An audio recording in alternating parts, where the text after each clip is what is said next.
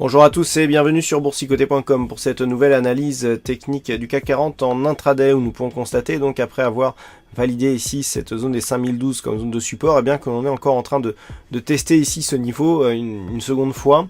Alors malgré tout, on a toujours une évolution plutôt haussière puisque suite ici à ce contact sur la bande de Bollinger supérieure, on est revenu ici chercher les moyennes mobiles. La dynamique n'était pas très forte. Du point de vue ici du daily, on est encore sur un gap qui n'est pas comblé puisqu'on n'est pas revenu assez bas pour combler ici le gap qui persiste. On teste ici ce niveau des 5012 points. Alors si on zoome un petit peu sur l'unité de temps M15, ce que l'on peut constater par contre, c'est que sur les unités de temps courtes, on a eu plusieurs tests ici, mais là on casse et actuellement les cours reviennent ici sous ce niveau. Donc si cette configuration persiste, on aura quelque part une invalidation de la poursuite haussière et dynamique du CAC 40, donc suite à la rupture des 5012 points. Il faudrait pour cela que les cours cassent ici la moyenne mobile 50 arithmétique. On a déjà eu une rupture ici, la moyenne mobile 20 exponentielle, contact sur la bolle inférieure et retour ici sous l'ancien support comme zone de résistance. C'est un signal plutôt baissier.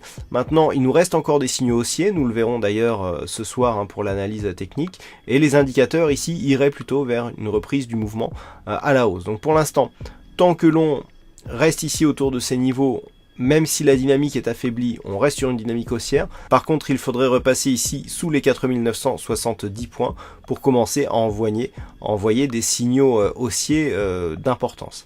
Voilà ce que l'on peut dire donc sur cette analyse technique du CAC 40 en intraday. Alors du point de vue de la macroéconomie, les principaux chiffres sont passés. Il ne reste plus qu'un rapport sur les nouvelles offres d'emploi qui sera dévoilé à 15 h. Mais sinon, dans l'ensemble, c'est relativement calme, notamment après les chiffres de l'immobilier américain, légèrement inférieur à la moyenne. Et nous avons eu aussi l'indice manufacturier de la Fed de Philadelphie qui, elle, était légèrement supérieure. Bon, pour l'instant, pas trop de volatilité liée à ces chiffres. Donc, on pourrait ici rester autour de ces 5012 points. Voilà ce que l'on doit savoir donc pour cette suite de séances aujourd'hui.